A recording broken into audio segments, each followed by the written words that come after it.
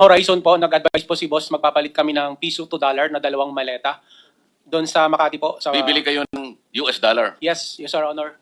Dinala po namin ito sa Per Bank Makati, Salcedo Village po. Dalawang maleta worth of 50 to 60 M po ang laman. 50 to 60 million pesos ipapalit nyo sa US dollar. Yes, Anong po. bangko sa Makati? Per Bank po yung building, Your Honor, 146 sa Salcedo. Hindi siya bangko, sir.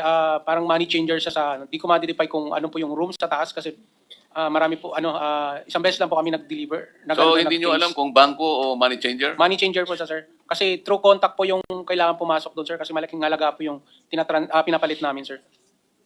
After nun, sir... Alam mo ba ang dahilan kung bakit hindi sila dumaan sa bangko at sa money changer na lang dumaan?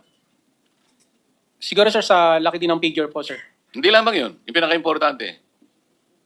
Bakit hindi sa bangko siya dumaan? At dumaan siya sa money changer? Para hindi po matrace, sir, na gano'ng Ayun. malaki. After that, sir, palit na namin ng piso to dollar. So, isang maleta na lang po yung kapalit, binaba namin sa van. Then, Kanino nyo binigay? After po nun, sir, binalik namin sa Horizon. Ang narinig ko po, sir, ibibigay po to kay Speaker. Yun na po siguro yung kamiting nila Kong, Senator Trillanes po. Doon na po yung ano po. Kasi kung pinalit mo ng dollar, gagamitin ng hindi Pilipino, di ba?